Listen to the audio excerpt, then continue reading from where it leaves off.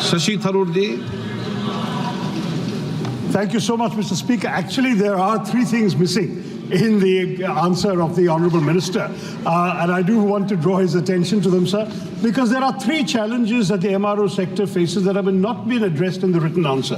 The first is, while the ministry anticipates this to be a $4 billion industry, it talks, unfortunately, even in the written answer, sir, it talks about catering to the demand of maintenance requirements for the available fleet size in India. What about ambition for the international fleet, sir? There are many, many international airlines that could stop in India. For example, Thiruvananthapuram is on the route between Europe and Oceania and Southeast Asia. We would be able to offer MRO facilities there, but in fact, you are not. Our standards in India are not recognized by the European authorities, and therefore we are not able to integrate. We need to harmonize our regulatory system to meet the global standards. Secondly, sir, that as my honourable colleague Dushyant has mentioned, the industry has not been integrating well into established value chains that involve the OEMs, and this is creating a problem with internationally recognized airline operators and globally recognized MRO entities. And the third concern, sir, is you mentioned various incentives, but you said nothing about whether we can include MROs under production-linked incentives, the PLI scheme of the government. The Parliamentary Standing Committee on Commerce has tabled a report last year saying that the PLI scheme should be extended to the MRO, but you have been silent on that in your answer, Mr. Minister. Thank you, Mr. Chairman.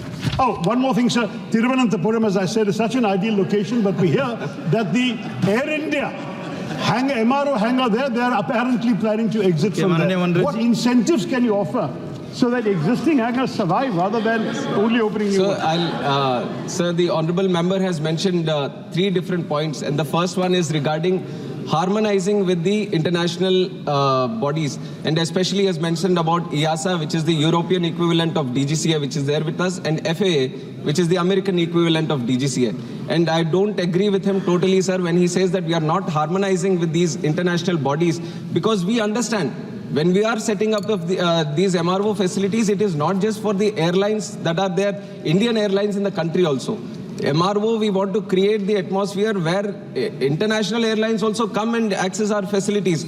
And for that, we are harmonizing, we are encouraging our MRO facilities to harmonize their regulations with the EASA, European body, and also the FAA. So it is a work in progress.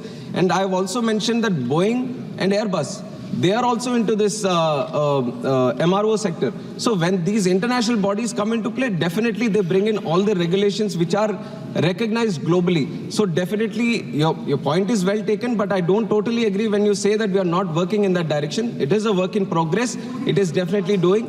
And also, other than that, sir, the PLI scheme. And I'm happy that the member acknowledges that PLI is a very good scheme which this NDA government has started under the leadership of Prime Minister Modi ji. And definitely we take that, we have got the recommendation through the committee also. And definitely wherever this PLI incentive has been introduced to any sector, there has been observation of huge growth potential.